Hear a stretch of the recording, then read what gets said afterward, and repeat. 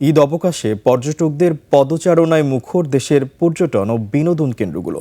কংক্রিটে বন্দী নগর জীবনের কোলাহল পেছনে ফেলে মানুষ ছুটছে মুক্ত আকাশের নিচে, সমুদ্রের নীল ঢেউয়ের কাছে কিংবা সবুজে ঘেরা পাহাড়ের নিস্তব্ধতায়। ব্যস্ততার যান্ত্রিকতার ভিড় ভুলে পর্যটকরা ডুবে যাচ্ছেন প্রকৃতির নৈসর্গিক সৌন্দর্যে।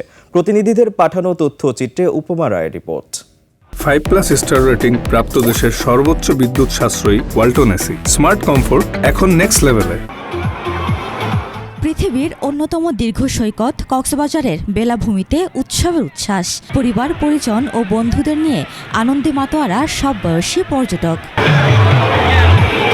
কেউ বা সমুদ্রের নোনা জলে ভিজে নিচ্ছেন শরীর, কেউ বা স্পিড বোটে চড়ছেন নীল জলরাশিতে, কেউ আবার ঘোড়ায় চড়ে উপভোগ করছেন সৈকতের সৌন্দর্য। বন্দরনগরী চট্টগ্রামের পতেঙ্গা সমুদ্র সৈকত, চিড়িয়াখানা ও পার্কগুলোতেও উপচে পড়া ভিড়। দর্শনার্থী আকর্ষণে বিনোদন কেন্দ্রগুলোতে নেওয়া হয়েছে নানা ব্যবস্থা।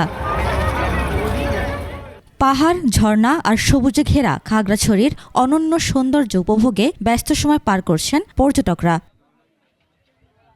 ঈদের ছুটিতে শরীয়তপুরের পদ্মাপাড় ও আঙ্গারিয়া বাইপাস এলাকা পরিণত হয়েছে দর্শনার্থীদের মিলন মেলায়। আর সিরাজগঞ্জে নতুন মাত্রা যোগ করেছে যমুনা পাড়ের এনায়েতপুর বাঁধ এলাকা।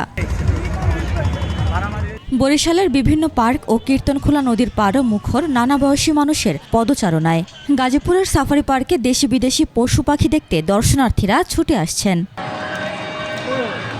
এদিকে মৌলভীবাজারের পর্যটন স্পটে এসে দর্শনার্থীদের সঙ্গে কথা বলে তাদের খোঁজখবর নেন স্থানীয় সংসদ সদস্য মুজিবুর রহমান চৌধুরী।